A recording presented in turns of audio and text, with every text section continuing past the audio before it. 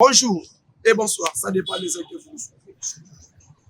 Match mambo za changer na minute yo baibolanda ka mwana mboka président Moustapha na yebisa bino pe situation ya est de la République démocratique du Congo par rapport ya encerclement ya Minova Sake Ishasha. Batu mingi babengi bakomeli ngai qu'est-ce qui se passe na Minova, qu'est-ce qui se passe na Sake, qu'est-ce qui se passe na Ishasha. Moment nazo yebisa bino to sa na bino émission le président Tshisekedi ana doa précisément na Qatar. Na Qatar place accueilli nini ake kosala kuna sommet ezali signature ya bakor présale parce que moment tozali boyebi ete madame Thérèse Kaikwamba Wagner o aza ministre d'État ministre des Affaires étrangères aza na niveau de Doha bakor présale signé mais on a révélé bino Congo peuple congolais bosana ba élection en 2028 donc élection 2028 bosana pourquoi na kobeta la bino un peu masolo concernant ce qui se passe pourquoi élection et causalité. Pourquoi tu peux parler d'un changement de la constitution? Solana bino concernant vérité et bimi. José Makila, Batounie sous lobby concernant Makambo. Ya Sauvons le Congo et Makambo ya M23 AFC. Nani o hasard responsable ya AFC parce que Nanga na Kabila o hasard chef na ye, ça ne marche pas. Na kobete la bino masolo awa bolanda na boye. Tande konangai ba Congolais oyo bomesana kopesa confiance na mwana mboka président Moustapha to bandi émission na biso ya journée ya lelo batu babengi ngai bakomeli ngai na privé balobi makambo oyo ezokoleka en direct ya Qatar. Qu'est-ce qui se passe na Qatar? Le chef est là. Oui, président Félix Tshisekedi aza na Qatar na Doha, mais avant Qatar président azalaki na France. Na France azalaki basololi concernant makambo ya ba réfugiés, makambo ya aide humanitaire. Aide humanitaire oyo France a cité. Oh France aza moko ya ba pays. Oh bazo participer na mouvement humanitaire ya République démocratique du Congo. Maintenant na lingi na ebisa bino awa siko. Concernant oboyoki makambo ya aide makambo humanitaire. Po batu balobi pona nini biso moko to coordonner yango te et kozala coordonné par la France. C'est faux et archi faux. Ce n'est pas la France qui va coordonner. Le président de la République a pesé qui n'a élo pour le président a pesé qui France a coordonné. France a parmi les pays au bâtir des moyens pour nous aider dans le moment humanitaire. Mais ce n'est pas la France qui va coordonner ça. Nous devons coordonner en gros la République démocratique du Congo. Alors, les 1,5 milliard mobilisés par les partenaires techniques. Les partenaires techniques, n'a pas partenaire Wana, France Azanakati, Belgique Azanakati, plusieurs pays vont contribuer pour que montant Wana y a 1,5 milliard d'euros et gagne. Et ça, France a mis si yé moko na poche na yeke. Mais France a sagisi par partenaire. Par partenaire oyoyo, ba tcheba moyen, mais France a vu les devants. Oh, ba tubayeba. Ce n'est pas la France qui a mobilisé 1,5 milliard d'euros pour appeler ça Congo, mambo itali insécurité na niveau région Grand Lac et va déplacer au Tobeni mambo humanitaire. Mais cette enveloppe a été mobilisée par plusieurs partenaires. Dès qu'on a lancement na yango, ezalaki ba pays ezalaki ebele. Na kati wana lokola la République démocratique du Congo, eza à la tête en tête ya mambotali insécurité parce que boyebi cette insécurité eza o euti à partir ya Rwanda et Rwanda oyo a travaillé en France. Rwanda a travaillé en France. Maintenant mobilisation des fonds au Moni. Cette mobilisation des fonds, mobilisation ya mbongo ya ba moyen oyo pour que ba soutenir la République démocratique du Congo et pesami na ba partenaire ebele oyo baza na kati ya Union européenne. Mais eloko na koyebisa bino le président Tshisekedi alobeli yango pe kosunga biso kopesa biso ba moyen on ne disconvient pas. Mais ça problème ya koyebisa l'agresseur ya République démocratique du Congo a quitté Congo parce que uniquement ka alongwe na Congo uniquement ka système de défense ne elongwe les sécurités civiles uniquement France a bengi Moutunaye Kagame va retirer ba troupe nae insécurité et civile. Donc, Bako Sabinote, que le président de la République veut ceci. Non. Cette insécurité est aussi là. Et insécurité, on a aussi là. Rwanda a levé le système de défense de la RDC. Donc, Rwanda a retiré le système de défense. Oyoyo, ils ont coupé M23. Et Rwanda a longola appui naïe parce que M23 est aïe. M23 est aïe. M23 est aïe Rwanda. Président de la République. Après Kolande l'a co-signé. Mambona, Kolanda qui réouverture l'aéroport international à Goma. Il ne faut pas fongola aéroport international à Goma. Wana, pour permettre, avion, comme Mabilo Kokolia et Kitana Goma. Il faut réouverture l'aéroport à Goma. Nakati Wana, le président s'est imposé. Na réouverture l'aéroport à Goma. Pour permettre l'humanitaire, le président aussi a apaisé que réouverture l'aéroport ya Goma et que ça les mandengeni. Ba fungula aéroport ya Goma. Pour permettre l'humanitaire bazalawana. Biloko oyo ekoliama, biloko eko permettre ba o bazana Goma ekita. Et le président a donné la coordination. Cette ouverture l'aéroport ya Goma, République démocratique du Congo moutoko coordonné pour permettre l'aéroport et fou. Il faut biso moko ba congolais. Tozala wana contrôle et salema service de sécurité na biso ba aner na biso de bien na biso bangonde ba ko participer bangonde ba ko zala pour permettre l'aéroport ya Goma et fou. Ce n'est pas que bango moko ba ya ba fungo l'aéroport ba kitisa. Il faut plusieurs d'abord Croix-Rouge, Forces armées à République démocratique du Congo, service et renseignement, OCC, DEMIA, tout ba service na biso, ba kozala, po ba landela ndenge biloko wana ekoya pourquoi? Bokolo ba ete keno ba fongola aéroport. Ba fongoli aéroport et permettre biloko humanitaire équitable. Mais bon moni ete na ba carton wana. Ba yeli bino minduki. Boye ba ndenge ni. Sta bolo bito fongola aéroport, to fongola aéroport. Oui. Pour ne permettre biloko wana ekite l'aéroport yango. Maintenant ni ayebisi bino e kozalaka biloko kolia ba carton wana na kofungula yango photo landela ba sardine ba biloko oyeye o ba tu bakolia ba moni ke to vivre ke no yayi biloko ya kolia yayi ba savon yayi ba quoi yayi ma ya komela tout o ekiti wana. Alors muto kolandela ngo kozala mote il faut armer na biso, il faut ba service na biso, OCC na biso, ba service na biso moko ndeko participer et kolandela pour permettre que nos aéroports te fungwa.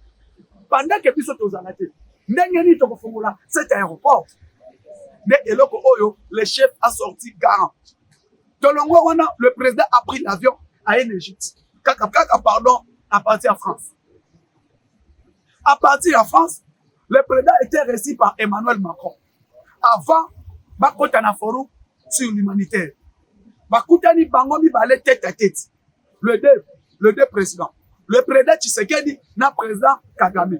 Kagame président Emmanuel Macron. Emmanuel Macron au hasard président de France. Er bakutani bango mi balé.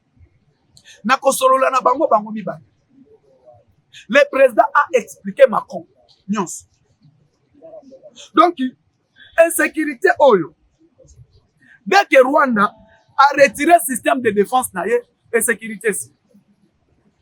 Donc, dès que Rwanda a dit qu'il faut soutenir M23, dès que Rwanda a retiré le système de défense naie, donc on a sous insécurité. Et le président a expliqué. République démocratique du Congo et on a posé 1,5 milliard d'euros. Parce que moi, on a pu se moquer tout ça. Mais toi, on a posé la pression pour permettre l'armée rwandaise de quitter le Congo. Toi, on a posé on peut les mobiliser dans 2 mois. Cet argent-là, 1,5 milliard. Donc, on peut mobiliser dans 2 ans. Mais le problème, Rwanda a se retiré dans la RDC. L'armée rwandaise est se retirée dans la RDC. Mais il y a un problème. Mais le problème, mais si le Rwanda n'arrive pas à retirer son système de défense, ça va continuer. Mais pour que ça ne va pas, que ça ne puisse pas continuer, il faut pression à Kagame. Il faut mettre Kagame pression pour que a levé le système de défense naïe. Mais le chef de l'État a tenu devant Macron. Alors que Macron c'est un ami à Kagame. Macron a Moudjouaza Kagame presque. Alors pression au Macron face à là. Rwanda a se retiré. J'ai apprécié tant Macron a le but. Souveraineté à la République démocratique du Congo. Et cause de la négociabilité. Souveraineté et cause de la négociabilité. Nous acceptons la souveraineté de la RDC est non négociable. Mais mettez aussi pression. Na Rwanda a retiré les troupes naïe. Rwanda a retiré les troupes naïe. Pendant que Rwanda a continué à garder les troupes na RDC, pendant que combien des accords qu'on a signés, to kendaki na Angola. Na Angola to bandi to komi à la veille. Na Angola to zalaki na bango. Et to ken Angola. À la veille, il y a signature, il y a accord de paix. Il y a accord.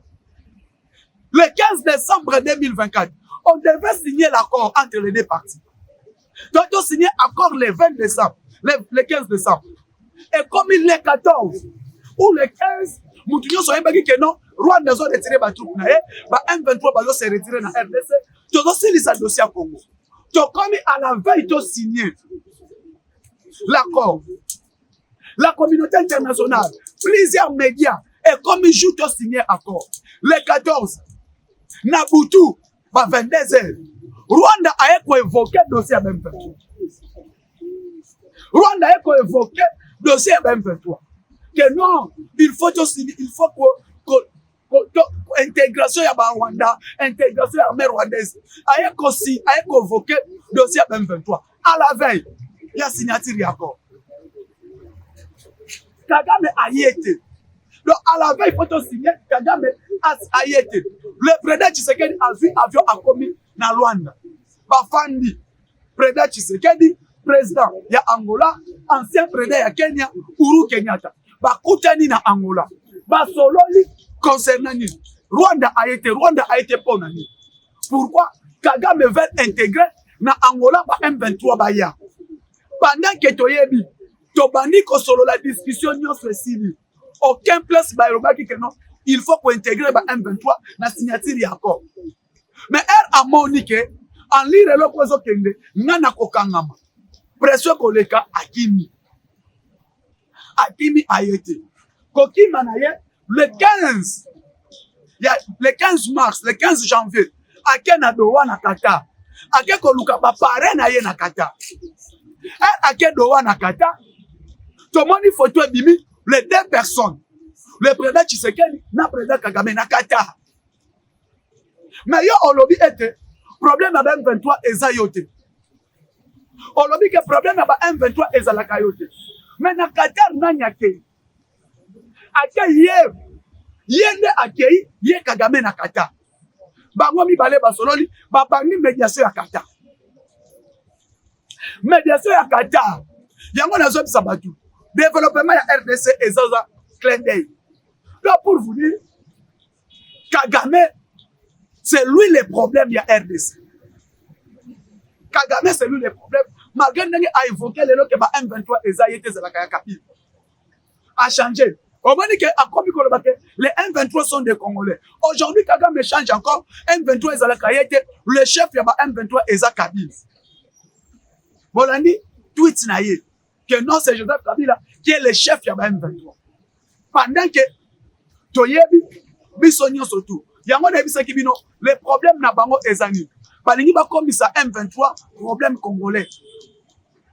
Problème y a pas congolais. Pendant que tu dis que les M23 est ça, branche armée créée par Kagame pour déstabiliser la République démocratique du Congo. Problème y a Coltan et le babi na Qatar. Problème y a Coltan et le babi na Qatar. Parce que Qatar n'est un moteur économique à Kigali. Si les gens ne comprennent pas, aujourd'hui vous devez comprendre. Moteur économique ya Kigali et à Qatar. Ba avion, ba moyen, tout à Zokango na Qatar. Parce que Rwanda, si le long mututu aye bayango, Rwanda sur le plan finance, sur le plan mobilisation en bongo, na ye mokwaza na moto. Rwanda azo vivre na aide. Aide o azwaka o akoselaka problème na ye ya ba o akoselaka problème ya génocide. Génocide ya Rwanda. Oyo azulaka ngo plus ou moins 3 milliards libanda. Deuxièmement, mobilisation sur les recettes régies financières na Kigali, elles ont valeur à 1,5 milliard 30%.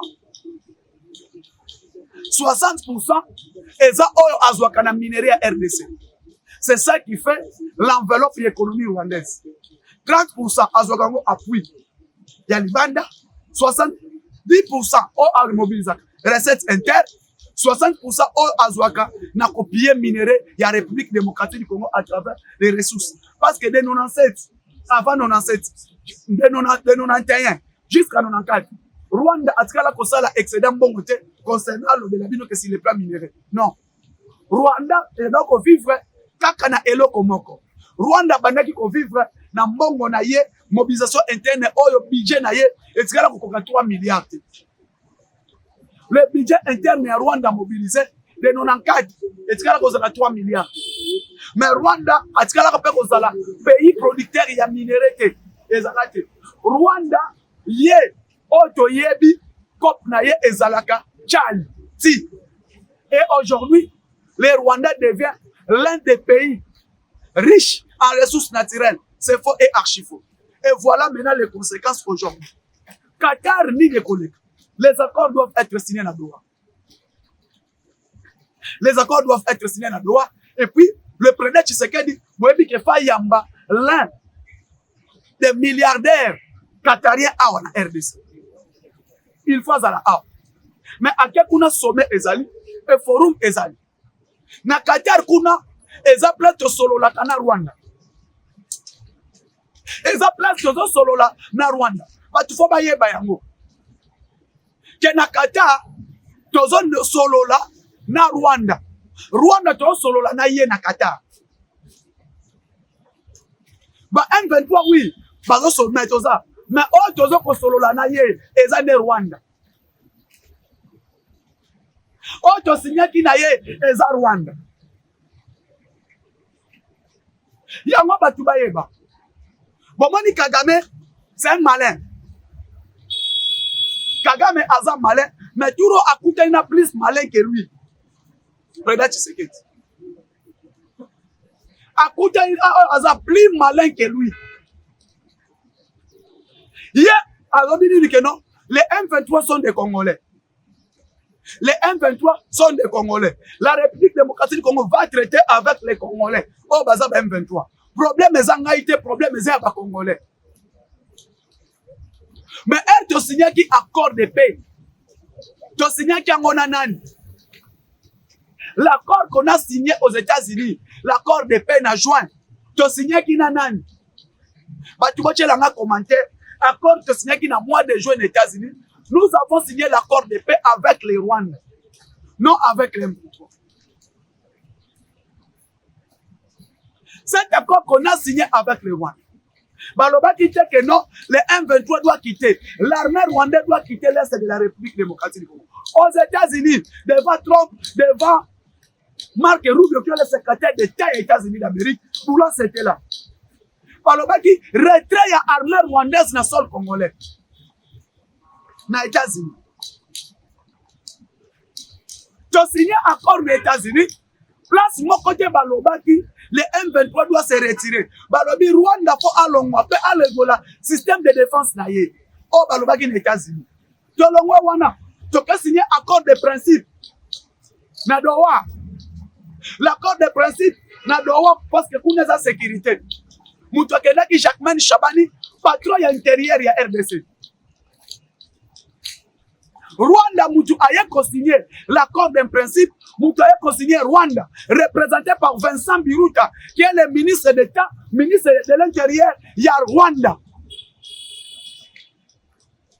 Oh yo yo, bah tu faut pas yeba, bah tu vas comprendre oh. Tu signé accord de principe. On a fixé les principes à suivre. Côté congolais et les principes à suivre côté l'armée rwandaise. Biso de Fandi, c'est ça l'effet permanent. Ton dimi, c'est ça l'effet. Que nos premières des choses, total à nous, c'est ça l'effet entre les deux côtés. C'est ça l'effet. Échange à réfugiés. Le jour où on peut parler échange à réfugiés dans Éthiopie, dans Addis Abeba. Notre ministre de l'Intérieur, Maître Jacquemain Chabani, le Kissimbia Massisi, a vu avion à commis à Addis Abeba. Zela Rwanda. Rwanda y était. Rwanda a été. Je vais dans le premier mécanisme. Tu as étudié comment retrait, comment échange des réfugiés. Tu as dit Rwanda a été. Tolongwe wana. Il faut se compter que wapi. Tolongwe wana, tu as cessé le fait. Permanent. Tu as total cessé le fait. Comment collègue Kagame mena ba M23 va continuer à attaquer. Ils ont commencé à continuer à attaquer l'armée congolaise. Maintenant,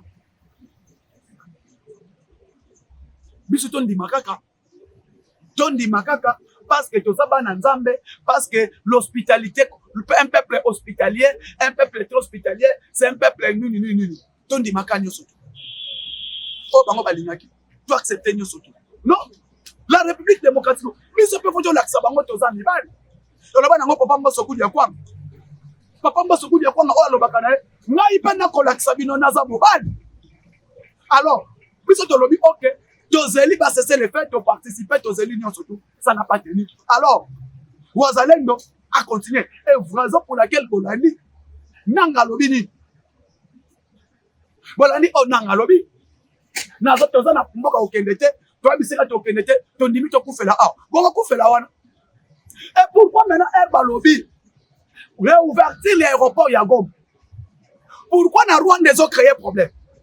Parce que Lobby que dans un problème il y a pas congolais, ba M23 baza ba congolais. Herba Lobby réouvertir l'aéroport Yagom pour permettre biloko kita. Tomoni ministre ya Rwanda a sali 18 émissions. Le ministre a des informations on a bengaka premier spectateur ya Patrick Mouya. Le ministre Oaza ya Rwanda a des informations. Je lui appelle Olivier Ndungire. Il est le ministre des Affaires étrangères. Il est le ministre des Informations.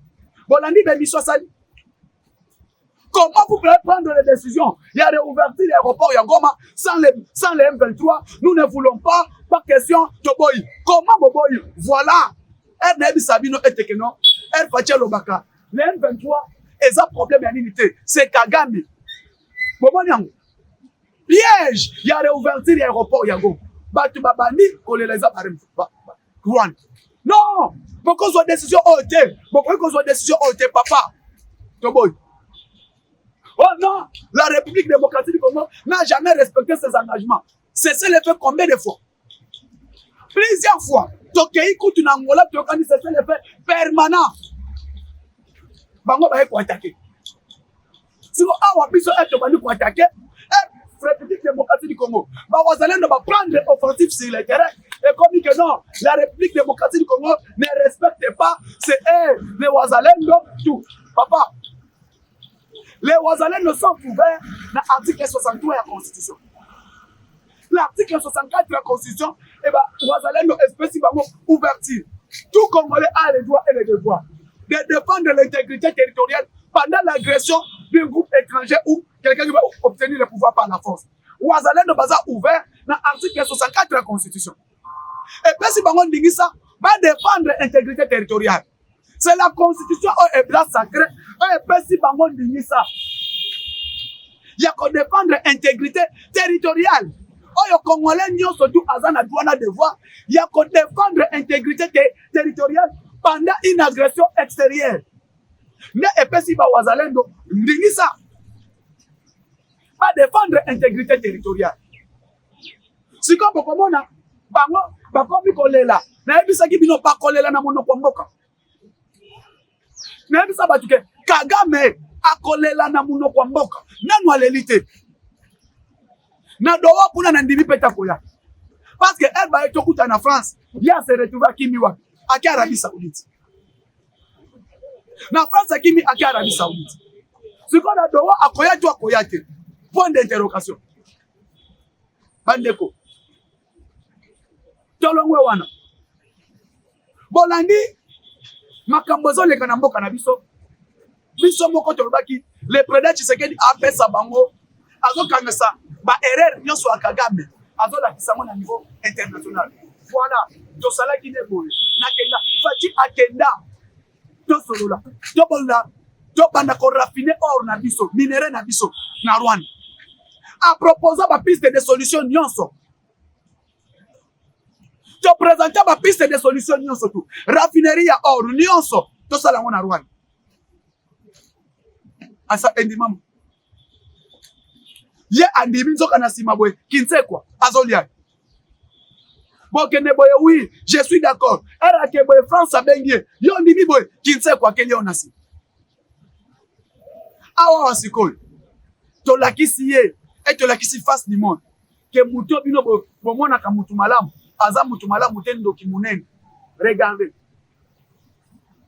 botala bino moko bomona ye mutu malamu Kagame nini bosi nene ba engagement tala ye Kinsekwa ngo ye to lakisi face du monde mutu et awa wasikoyo Félix Tshisekedi a occupé armée Félix Tshisekedi a sombi miluki Félix Tshisekedi a recruté moment tozali ba soda na biso baza na formation formation aussi baza 37 000 hommes ko banda kitona na talinga imoko na baza kitona na talinga imoko na Bakongo na nini na est na Mura na talinga imoko na Kambauma na Kisangani na tali toza na 37 000 hommes oyo ba uti ko sa formation bakoti oyo baza ba nouveau recrues 37 000 hommes et ces 37 000 là pour s'engager à défendre l'intégrité territoriale et la patrie yango mona bisaki batukeno bozala na bino kimia bitumba oyo ndenge ebandi ndenge okosila biso nyonso tu sima ya mokonza mboka alors et mutu moko abangisa yote merci beaucoup na baino so bopesi biso confiance aux 8 ans sur na bino l'actualité politique bo s'abonner bo partager bo liker émission ciao.